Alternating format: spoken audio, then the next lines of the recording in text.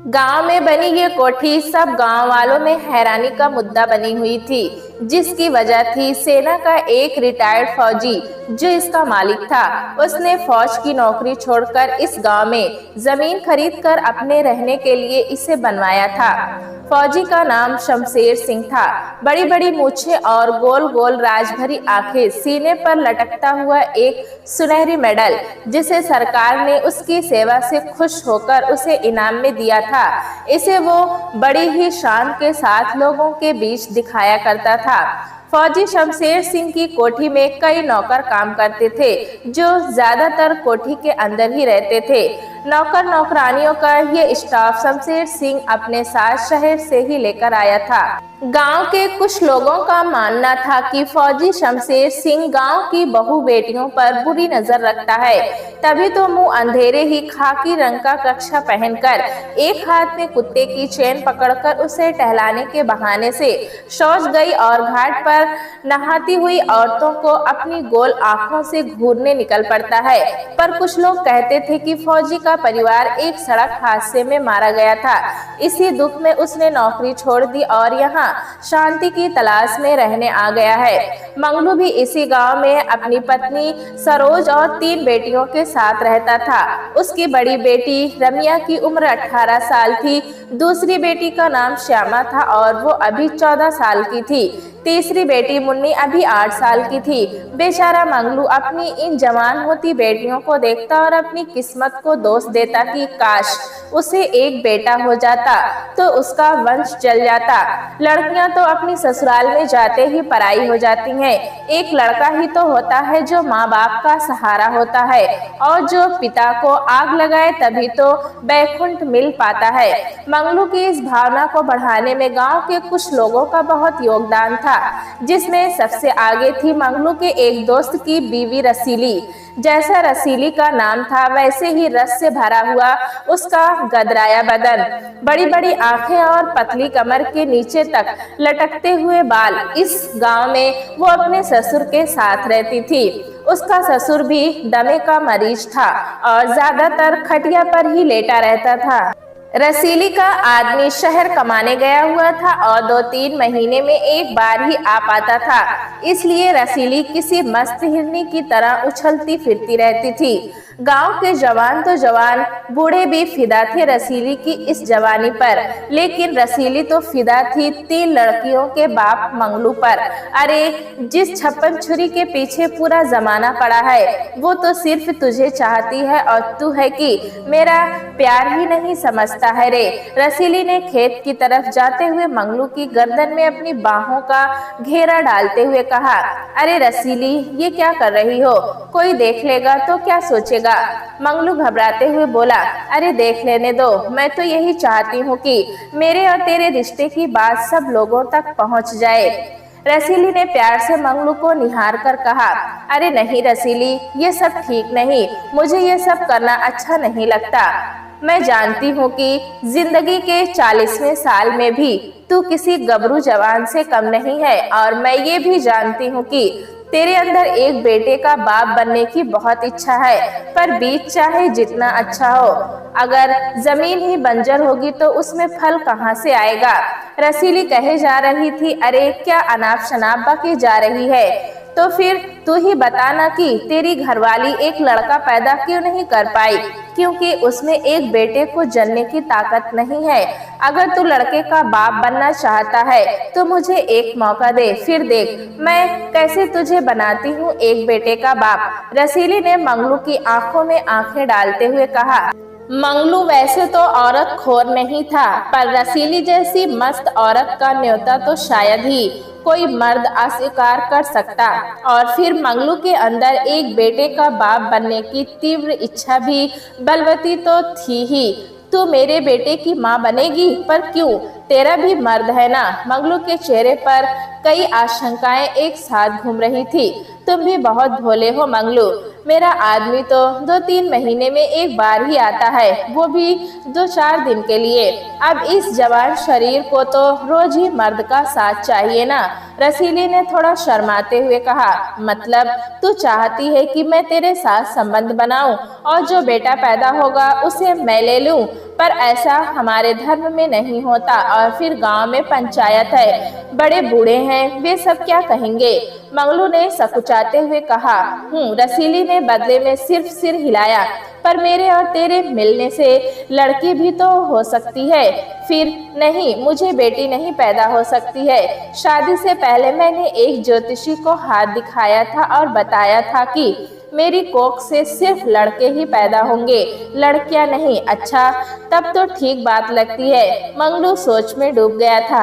अरे अब ज्यादा सोच मत, जो लड़का मुझे पैदा होगा वो तेरा ही तो होगा, पर उसे मैं अपने पास ही रखूंगी। वो तेरी आंखों के सामने ही होगा और फिर तेरे मन में ये भावना भी तो नहीं रहेगी कि तेरे अंदर एक लड़के को जन्ने की ताकत नहीं है। जब भी मैं बुलाऊं तब मेरे बताए टाइम पर मुझसे मिलने आ जाना। रसीली ने शर्माती मुस्कान से कहा। मंगलू रसीली जैसी औरत के न्योते पर मन ही मन बहुत खुश हो रहा था और फिर उसके द्वारा पैदा होने वाला एक बेटा उसकी मर्दानगी के अहंकार को पोषित भी कर देगा। ये सोचकर वो फूला ना समाता था। मंगलू और रसीली अपनी इसी चर्चा में ही मगन थी कि अचानक वहां पर फौजी शमशेर सिंह आ पहुंचा और रसीली के भरे बदन को ताकने लगा। फौजी को देख मंगलू बिना कुछ बोले अपने रास्ते चला गया और रसीली भी तेज कदमों से अपने घर की ओर भाग गई। आज खेत से लौटते समय अंधेरा सा होने लगा था। आकाश में काले बादल भी आ गए थे। अचानक से बारिश होने लगी। पास में ही रसीली का घर था। मंगलू ने सोचा कि जब तक बारिश हो रही है कुछ देर जाकर पनाह ले लूं। रसीली के ससुर खा पी कर सो गए थे। रसीली ने काली साड़ी पहन रखी थी जिसमें से उसका गोरा बदन झलक रहा था और उस पर बारिश की बूंदें रसीली के आकर्षण को और बढ़ा रही थी। रसीली को जैसे मुंह मांगी मुराद मिल गई थी और वो मंगलू से जाकर चिपक गई। मंगलू और रसीली के बीच अब कोई पर्दा न रहा। रसीली की जवानी में मस्त मंगलू बार बार एक लड़के का बाप बनने की सोच से और उत्साहित हो उठता था, जो रसीली को और भी रोमांचित कर जाता था। बाहर की बारिश थम चुकी थी और दो जिस्मों का तूफान भी। दोनों की झिझक भी खत्म हो गई थी। उस दिन के बाद जब भी मौका मिलता वे दोनों जमकर मस्ती करते। पर रसीली बहुत चालाक औरत थी। वो गर्भ निरोधक गोलियों का इस्तेमाल करती थी, जिसके चलते उसे बच्चा नहीं ठहरता था। वो तो बस मंगलू में अपने अकेलेपन और मौज मस्ती का इलाज ढूंढ रही थी। जब कुछ महीने बीत चले और रसीली ने बच्चा ठहरने की खबर नहीं सुनाई तो मंगलू ने उससे कहा, सुन रसीली, महीनों से मैं तुम्हारे घर आ रहा हूँ और अनेक बार हमने जिस्मानी संबंध बनाए हैं, पर अभी तक तुझे बच्चा क्यों नहीं ठहरा? अरे अब तुम 40 साल के हो गए हो। अब तुम में 25 साल के मर्द वाली रवानी तो नहीं रही। गांव के और गबरू जवान लड़कों को देखो, जमीन में पैर मार दें तो पानी निकल आए। अब तुम अपनी लटकी शक्ल देख लो, लगता है 60 साल के हो गए हो। अरे जरा बादाम घोटो, जरा बदन बनाओ। लड़का पैदा करना आसान है क्या? जब रसीली ने कई बार इस तरह मजाक किया तो मंगलू का मन रसीली से पूरी तरह हटता चला गया। उसने समझ लिया था कि रसीली एक खूंटे से बंधी रहने वाली गाय नहीं है, बल्कि उसे तो अपनी मस्ती के लिए नए नए आशिक चाहिए। मन में ऐसा ख्याल आते ही मंगलू सीधा गांव के बीच बनी पीपल देवता के चबूतरे पर पहुंचा और माफी मांगी कि अब वो फिर कभी रसीली की तरफ आंख उठाकर भी नहीं देखेगा। जब चबूतरे से मंगलू नीचे उतरा तो अपने सामने फौजी को खड़ा देख चौंक गया। नमस्ते फौजी साहब। नमस्ते। अरे भाई, पीपल देवता से क्या मांग रहे हो? तुम्हारे गांव के बाहर एक बहुत बड़े तांत्रिक आकर ठहरे हुए हैं, जो हाथ देखकर ही किसी का भी आगा पीछा सब बता देते हैं और बदले में कुछ भी लेते नहीं। जाओ उनसे जाकर मिलो, हो सकता है कि तुम्हारा कल्याण भी उनके हाथों ही हो जाए। फौजी ने अपना ज्ञान बांटा। मंगलू अंदर से टूटा हुआ था और जब इंसान अंदर से टूटा होता है तो धर्म और तांत्रिक में उसकी दिलचस्पी अपने आप ही बढ़ती जाती है। मंगलू तांत्रिक से जाकर मिला और जब वापस आया तो उसके चेहरे पर खुशी की हल्की सी रेखा साफ देखी जा सकती थी। शायद उस तांत्रिक ने मंगलू को खुश रहने की कोई तरकीब बता दी थी, तभी तो वो अपनी पत्नी पर भी बात बात में चिल्लाता नहीं था। पर मंगलू की ये खुशी ज्यादा दिन तक न रह पाई। एक दिन जब वो शाम ढले घर वापस आया तो उसकी पत्नी रो रो कर हलकान हुई जाती थी। अरे क्या हुआ है, क्यों रोए जा रही हो? अरे रम्या के पापा रम्या को तुम्हारे पास खाना देने को भेजा था, अब शाम होने को आई पर अभी तक वो घर लौट कर नहीं आई है। सयानी लड़की है, कहीं कोई ऊंच नीच हो गई तो हम जमाने को क्या मुंह दिखाएंगे। क्या कहा? रम्या घर नहीं लौटी, अभी जाकर देखता हूँ, कहकर मंगलू घर से बाहर निकल गया। कुछ घंटे बाद पसीना पोंछता हुआ मंगलू अपना मुंह लटकाकर वापस आ गया और अपनी पत्नी सरोज से बोला, रम्या की माँ, लगता है कि रम्या हम लोगों को छोड़कर कहीं चली गई है। मैं सरपंच जी से भी मिला और गांव के बाकी लोगों को भी इकट्ठा किया और हम सब लोगों ने पूरे गांव में रम्या को ढूंढा पर रम्या कहीं नहीं मिली। रम्या के घर छोड़कर जाने वाली बात उसकी माँ को हजम नहीं हो रही थी, पर उसके पास इन बातों को मान लेने के अलावा और कोई चारा भी तो नहीं था। जब से फौजी ने गांव में आकर कोठी बनवाई है तभी से गांव में अजीब हादसे हो रहे हैं। बाकी बोल रही थी, हाँ देखने में भी तो फौजी कितना डरावना लगता है। गांव की दूसरी औरत कह उठी, पर सवाल ये है कि रम्या को आसमान खा गए या जमीन निगल गई। बन्नू भाभी बोली, मंगलू के खेत में जाते समय किनारे पर जो भूतिया हवेली पड़ती है ना, उसमें कई कुंवारे भूत रहते हैं। हो ना हो उन्हीं कुंवारे भूतों ने रम्या का अपहरण किया है और वे अपनी अधूरी इच्छाओं को पूरा करते होंगे। शिवली की शक भरी आवाज आई, अरे मैं तो कहती हूँ कि मंगलू से रम्या का ब्याह करते बन नहीं रहा था और फिर रम्या का चक्कर भी तो सरजू के साथ चल ही रहा था ना। हो ना हो वो सरजू के साथ भाग गई होगी। दया की अंबल बोल रही थी। रम्या की माँ अपनी बेटी के गांव से गायब हो जाने से अंदर तक टूट भी गई थी और कहीं ना कहीं उसे भी भूती हवेली के भूतों पर भी शक था। एक दिन रम्या की माँ ने अपनी दूसरी बेटी श्यामा की कमर की गर्दन में 2 छोटी घंटियां बांध दी थी, जिनके बजने से छुन छुन की आवाज आती थी। कहते हैं कि कमर में लोहा बंधा हो तो भूत पास में नहीं आते, और तुझे भी तो स्कूल जाना आना रहता ही है, इसलिए ये लोहे की घंटियां तेरी हिफाजत के लिए हैं और फिर ये तुझे मेरी मौजूदगी का एहसास भी देती रहेंगी। बदले में श्यामा सिर्फ मुस्कुरा दी। अभी रम्या को गायब हुए 6 महीने भी न बीते थे कि जब एक दिन श्यामा स्कूल गई तो फिर लौट कर नहीं आई। मंगलू की पत्नी का रो रो कर बुरा हाल हो गया था। मंगलू भी एक कोने में मुंह छुपाए बैठा था। गांव के लोग आ जा रहे थे और बातें बना रहे थे, हमदर्दी भी दिखा रहे थे। श्यामा के इस तरह गायब होने की बात फौजी शमशेर सिंह के कानों तक पहुंची। वो सीधा मंगलू के घर जा पहुंचा। फौजी शमशेर सिंह ने उससे कुछ बातें पूछी, जिनका जवाब मंगलू बड़े ही अनबने ढंग से दे रहा था। फौजी हर तरह की मदद का भरोसा देकर वहां से वापस चला गया। समय बीत रहा था। एक दिन जब रम्या की माँ घर की साफ सफाई कर रही थी तो उसे एक बिस्तर के नीचे वही घंटियां मिली जो उसने अपनी बेटी श्यामा की कमर में बांधी थी। वो परेशान हो उठी, पर उसने ये बात किसी को नहीं बताई, मंगलू को भी नहीं। 2 बेटियां गायब हो चुकी थी, पर ऐसा लगता कि उनके गायब होने का दुख मंगलू को नहीं था। खाना खाता और खर्राटे मारकर सोता। मंगलू की पत्नी को यह बात खटकती थी कि ऐसा भी क्या हो गया कि ये आदमी 2 जवान बेटियों के गायब हो जाने पर भी पुलिस में रिपोर्ट ना करे और ना ही उन्हें ढूंढने की कोई कोशिश करे। एक दिन की बात है, मंगलू ने अपनी पत्नी से कहा, आज मेरा खाना मुन्नी से खेत पर ही भिजवा देना, काम बहुत है, मैं सीधा शाम को ही घर आ पाऊंगा।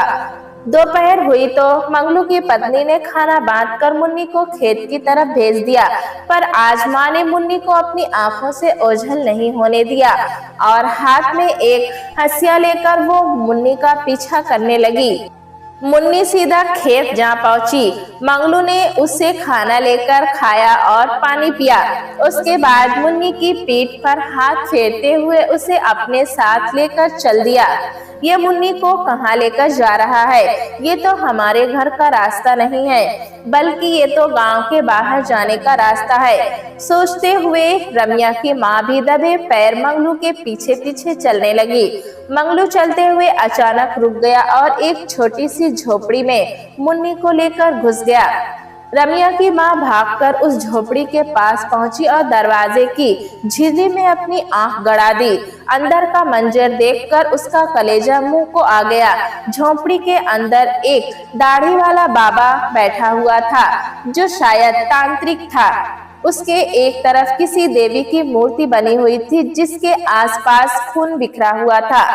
ऐसा लग रहा था कि किसी जानवर की बलि दी गई है। इतने में उस तांत्रिक की आवाज गूंजी, हाँ तो मंगलू, ये तुम्हारी ही बेटी है। हाँ महाराज, घबराओ नहीं, अब ये दिन दूर नहीं जब तुम्हारी सारी मनोकामनाएं पूरी हो जाएंगी। तांत्रिक ने ये कहकर मुन्नी के माथे पर एक तिलक लगा दिया।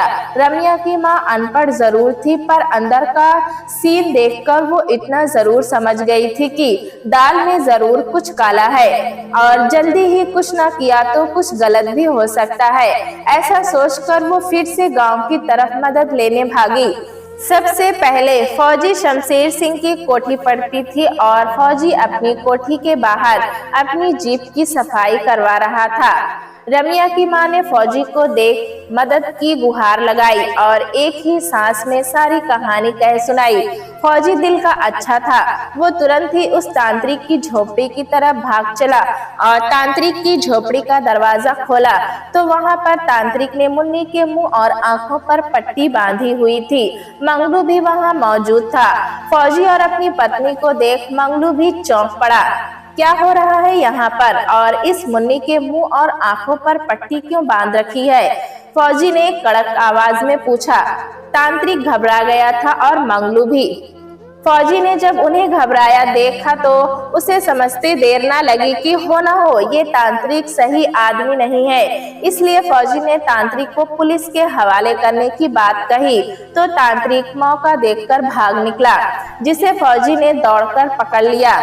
सख्ती से पूछताछ करने पर तांत्रिक ने बताया कि मंगलू ही उसके पास आया था और उसे तंत्र मंत्र से एक लड़के का बाप बना देने की बात कही थी, जिस पर तांत्रिक ने मंगलू को बताया था कि उस पर देवी का कोप चल रहा है, इसलिए अगर वो अपनी लड़कियों की बलि देवी को चढ़ा दे तो देवी खुश होकर उसे एक लड़के की प्राप्ति का आशीर्वाद देंगी और इसीलिए मंगलू बारी बारी से अपनी दोनों लड़कियों को मेरे पास लाया था। तुरंत फौजी का एक जोरदार तमाचा तांत्रिक के चेहरे पर पड़ा। वो धूल चाटने लगा और फौजी को गुस्से में देख घबरा उठा था। क्या तुमने दोनों लड़कियों को मार दिया? फौजी गुर्राया। नहीं नहीं, मैंने उन्हें मारा नहीं, क्योंकि बलि देने के हिसाब से वे लड़कियां बहुत बड़ी थी, इसलिए मैंने उन्हें शहर में बेच दिया। मंगलू चौंक कर बोला, क्या तुमने मुझे भी धोखा दिया? मुझसे कहते रहे कि मेरे बलि देने से देवी खुश हो रही हैं और अब तुमको लड़का होगा और तुमने मेरी लड़कियों का सौदा कर दिया। इतना कहकर मंगलू तांत्रिक को मारने उठा और तांत्रिक की दाढ़ी पकड़ ली, पर ये क्या, दाढ़ी तो मंगलू के हाथ में ही रह गई। यानी वो तांत्रिक तो नकली ही था, जो तंत्र मंत्र और गांव वालों की धार्मिक कमजोरी का नाजायज फायदा उठाकर लड़कियों को देह धंधे में ढकेलने के लिए शहर में बेच देता था। फौजी ने अब तक पुलिस बुला ली थी और पुलिस ने उस नकली तांत्रिक को गिरफ्तार कर लिया था। कुछ ही देर में रसीली भी और गांव वालों को लेकर वहां आ गई थी। रसीली ने मंगलू की तरफ नफरत से देखा और बोली, मैं तो अकेली थी, इसलिए किसी दूसरे मर्द के शरीर का सहारा लिया, पर तुम्हारे पास तो सब था, एक बीवी, 3 बेटियां, पर फिर भी तुम रूढ़िवादी लोगों के चक्कर में फंसकर एक बेटे की चाह में कितना गिर गए। सिबली ने सारा माजरा समझते हुए कहा, अरे फौजी साहब तो बहुत अच्छे आदमी निकले और हम सब तो उनको ही गलत समझ रहे थे। उसकी ये बात सुनकर फौजी चौंक गया, पर बिना मुस्कुराए नहीं रह सका। अब रमिया की माँ सरोज की बारी थी। वो भी धीमी आवाज में बोली, लड़के की चाह हमको भी थी, पर जब हमारी कोख से लड़कियों ने जन्म लिया तब हमने इन्हीं अपना सब कुछ मान लिया, पर तुमने तो हद ही कर दी। अरे भला कोई अपनी लड़कियों को लड़के के लिए दांव पर लगाता है क्या? अब तो समय बदल गया है रम्या के पापा, फिर भी तुमने ऐसा किया। मेरी रम्या और श्यामा कहाँ और किस हाल में होंगी? आप घबराइए नहीं, आपकी बेटियां जहाँ भी होंगी हम सब मिलकर उन्हें ढूंढ निकालेंगे, फौजी शमशेर सिंह ने कहा। सबकी निगाहें मंगलू की तरफ थी, जो एक बेटे की चाह में अपनी 2 बेटियों को गंवा बैठा था और अब अपने किए पर पछता रहा था, पर अब शायद बहुत देर हो चुकी थी। प्यारे दोस्तों, कहानी कैसी लगी हमें कमेंट में जरूर बताएं। चैनल पे नए हैं तो एक लाइक और सब्सक्राइब करना ना भूलें।